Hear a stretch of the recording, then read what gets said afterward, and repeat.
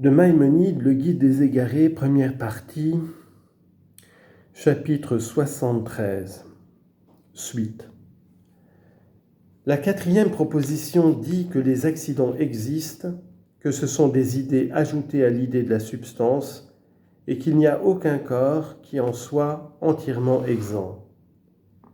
Si cette proposition restait renfermée dans ces termes, ce serait là une proposition vraie, claire et évidente, qui ne renfermerait rien de douteux ni d'obscur.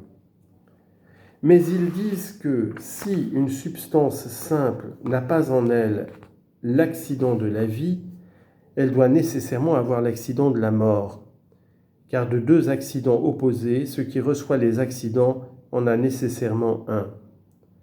Ainsi, disent-ils, elle a par exemple la couleur et le goût, et en outre le mouvement ou le repos, la réunion ou la séparation. Si elle a l'accident de la vie, elle a nécessairement aussi quelques autres espèces d'accidents, comme la science ou l'ignorance, la volonté ou son opposé, la puissance ou l'impuissance, la perception ou l'un de ses opposés. En somme, tout accident qui peut exister dans l'être vivant. Elle doit nécessairement l'avoir lui-même, ou bien avoir un de ses opposés. La cinquième proposition dit que c'est dans l'atome déjà que résident ces accidents et qu'il en est inséparable. Voici l'explication et le sens de cette proposition. Ils disent que chacun de ces atomes que Dieu crée a des accidents dont il est inséparable, comme par exemple la couleur et l'odeur, le mouvement ou le repos, excepté toutefois la quantité, car chaque atome à part n'a point de quantité. Et en effet, ils n'appellent point la quantité un accident, et ils n'y reconnaissent pas l'idée d'accident. Selon cette proposition, ils pensent qu'on ne peut dire d'aucun des accidents existants dans un corps quelconque qui soit propre à l'ensemble de ce corps. Cet accident, au contraire, existe, selon eux, dans chacun des atomes dont le corps est composé. Dans ce tas de neige, par exemple, la blancheur n'existe pas seulement dans tout l'ensemble, mais c'est chacun des atomes de cette neige qui est blanc. Et c'est pour cela que la blancheur se trouve dans leur ensemble. De même, ils soutiennent à l'égard du corps mu que c'est chacun de ces atomes qui se meut et que c'est pour cela que son ensemble se meut. C'est ainsi que la vie aussi existe selon eux, dans chacun des atomes du corps vivant, et de même pour ce qui est de la sensibilité, chaque atome dans cet ensemble sensitif est, selon eux, doué de sensibilité, car la vie, la sensibilité, l'intelligence et la science sont, selon eux, des accidents, comme la noirceur et la blancheur, ainsi que nous le montrerons par l'exposé de leurs opinions. Au sujet de l'âme, ils sont divisés. Selon l'opinion dominante, elle est un accident existant dans un seul de tous les atomes, dont l'âme, par exemple, est composée, et si l'ensemble s'appelle animé, c'est parce que cet atome en fait partie. Il y en a qui disent que l'âme est un corps composé d'atomes subtils, atomes qui sans doute sont doués d'un certain accident, qui leur est particulier et par lequel ils deviennent une âme. Et ces atomes, disent-ils, se mêlent aux atomes du corps. Par conséquent, ils ne renoncent pas à voir dans l'âme un accident. Quant à l'intelligence, je les vois convenir d'un commun accord qu'elle est un accident existant dans l'un des atomes de l'ensemble intelligent. Au sujet de la science, il y a chez eux de l'indécision sur la question de savoir si elle existe comme accident dans chacun des atomes de l'ensemble doué de science ou si elle n'existe que dans un seul atome. Mais les deux opinions ont des conséquences absurdes. Quand on leur a objecté que les métaux et les pierres, nous les trouvons pour la plupart doués d'une couleur intense, laquelle pourtant s'en va dès qu'on les réduit en poudre, car quand nous réduisons en poudre l'émeraude, qui est d'un gros vert, elle se transforme en une poussière blanche, ce qui prouve que cet accident compète à l'ensemble et non pas à chacune de ses parcelles. Et ce qui est encore plus évident, quand on coupe des parties de l'être vivant, elles ne sont point vivantes, ce qui prouve que cette idée de vie compète à l'ensemble et non pas à chacune de ses parties. Ils ont répondu à cela que l'accident n'a pas de durée, mais qu'il est créé perpétuellement, et c'est cette opinion que j'exposerai dans la proposition suivante. La 6e proposition dit que l'accident ne dure pas 2 temps. Le sens de cette proposition le voici.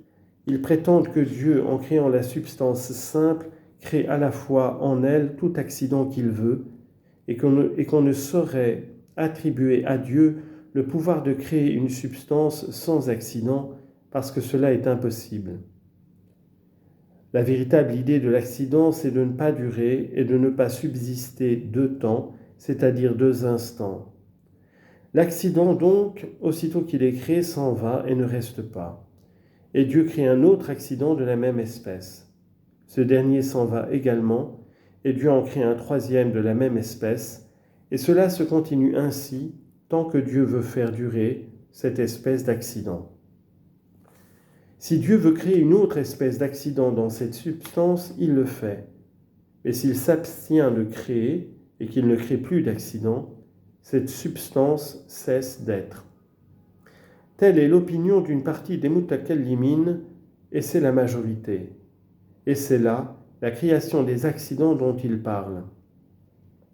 Cependant, plusieurs d'entre les Mu'tazilites soutiennent qu'il y a des accidents qui durent un certain temps et qu'il y en a d'autres qui ne durent pas 2 instants.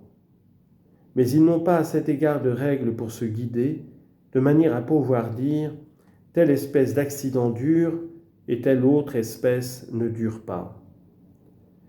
Ce qui leur a fait adopter cette opinion, c'est qu'on n'admet pas chez eux qu'il y ait une nature des choses, et que par exemple la nature de tel corps exige que celui-ci soit affecté de tel ou tel accident, car au contraire, ils veulent soutenir que Dieu a créé ces accidents instantanément sans l'intermédiaire d'une loi naturelle ou d'une autre chose quelconque. Or, en professant cette opinion, ils devaient nécessairement arriver à cette conclusion que l'accident ne dure pas. En effet, si l'on admettait qu'il dure un certain temps et qu'ensuite il cesse d'être, cela donnerait lieu à demander quelle chose l'a fait cesser d'être. Et si l'on répondait que c'est Dieu qui le fait cesser d'être quand il veut, cela ne pourrait être vrai selon leur opinion, car l'efficient ne fait pas le non-être, lequel n'a pas besoin d'efficient. Mais c'est lorsque l'efficient s'abstient d'agir que l'effet cesse d'être, ce qui est vrai sous un certain rapport. C'est pourquoi, ayant voulu soutenir qu'il n'y a point de loi naturelle qui nécessite l'existence ou la non-existence de quoi que ce soit, ils ont été amenés par là à dire que les accidents sont créés successivement. Selon les uns donc, lorsque Dieu veut que la substance cesse d'être, il n'y crée pas d'accident, et par là elle cesse d'être. D'autres cependant disent que si Dieu voulait détruire le monde, il créerait l'accident de la destruction sans que celui-ci eût un substratum, et cette destruction neutraliserait l'existence du monde. En vertu de cette proposition, ils ont soutenu que cette étoffe que nous croyons avoir teinte en rouge, ce n'est pas nous qui l'avons teinte, mais c'est Dieu qui a fait naître cette couleur dans l'étoffe au moment où celle-ci s'est unie à la couleur rouge. Car, disent-ils, bien que nous croyons que cette couleur a forcément pénétré dans l'étoffe, il n'en est point ainsi. Au contraire, ajoute-t-il, c'est Dieu qui a établi comme une chose habituelle que cette couleur noire, par exemple, ne naquit qu'au moment où l'étoffe s'unit à l'indigo. Cependant, ce noir que Dieu a créé au moment où la chose à noircir s'unissait à la couleur noire ne reste pas, mais s'en va à l'instant même, et Dieu crée un autre noir. De même, Dieu s'est fait l'habitude de créer, après la disparition de ce noir, non pas une couleur rouge ou jaune, mais un noir semblable. Conformément à cette hypothèse, ils ont soutenu que les conséquences que nous avons maintenant de certaines choses ne sauraient être les mêmes que celles que nous avions hier, et que celles-ci, au contraire, se sont évanouies et qu'il en a créé d'autres semblables. Et s'il en est ainsi, disent-ils, c'est parce que la science est un accident. Et de même, celui qui croit que l'âme est un accident doit nécessairement admettre qu'il est créé en chaque être animé 100 000 âmes, par exemple en chaque minute, car selon eux, comme tu le sais, le temps se compose d'instants indivisibles.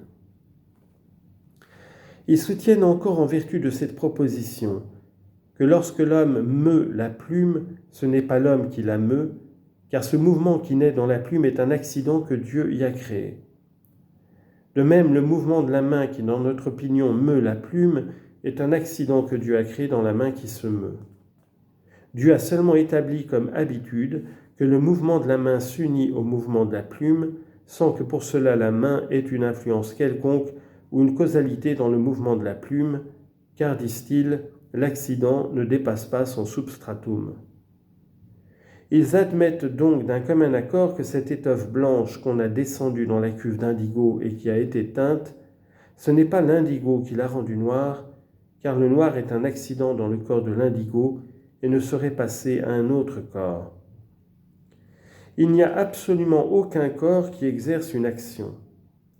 Le dernier efficient n'est autre que Dieu, et c'est lui qui a fait naître le noir dans le corps de l'étoffe quand celle-ci s'est unie à l'indigo, car telle est l'habitude qu'il a établie. En somme, on ne peut dire aucunement telle chose est la cause de telle autre. C'est là l'opinion de la grande majorité des mutakallimines.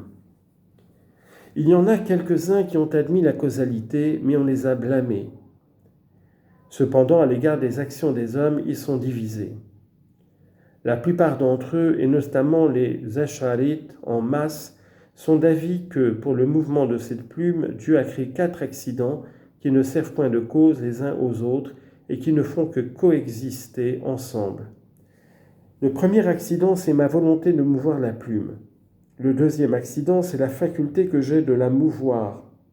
Le troisième accident, c'est le mouvement humain lui-même. Je veux dire, le mouvement de la main. Enfin, le quatrième accident, c'est le mouvement de la plume. En effet, ils prétendent que lorsque l'homme veut quelque chose et qu'ensuite il le fait, du moins à ceux qu'il croit, il lui a été créé d'abord la volonté, ensuite la faculté de faire ce qu'il voulait faire, et enfin l'action elle-même. Car il n'agit pas au moyen de la faculté créée en lui, laquelle n'a point d'influence sur l'action. Cependant, les Mu'tazilites disent qu'il agit au moyen de la faculté créée en lui, et une partie des Ash'arites soutiennent que la faculté créée exerce une certaine influence sur l'action et y concourt. Opinion qui a été blâmée. Cette volonté créée selon l'opinion de tous, et de même la faculté créée et l'action créée selon l'opinion de quelques-uns, sont toutes des accidents sans durée. Et c'est Dieu qui crée dans cette plume des mouvements les uns après les autres, ce qui se continue tant que la plume se meut. Pour qu'elle se repose, il faut que Dieu y crée également le repos, et il ne cesse d'y créer successivement le repos tant que la plume reste en repos. C'est ainsi que dans chacun de ces instants, je veux dire dans chacun de ces atomes du temps, Dieu crée un accident dans tout être individuel, soit ange, soit sphère céleste, etc. Et cela se continue ainsi perpétuellement. C'est là, disent-ils, ce qu'il s'appelle véritablement croire que Dieu est efficient. Et celui qui ne croit pas que Dieu agisse ainsi, nie selon eux que Dieu soit efficient. Mais selon moi et selon tout homme intelligent, c'est au sujet de pareilles croyances qu'on peut dire « Vous raillerez-vous de lui, Dieu, comme on se raille d'un mortel ?» Job, chapitre 13, verset 9. Car c'est là, en vérité, de la pure raillerie.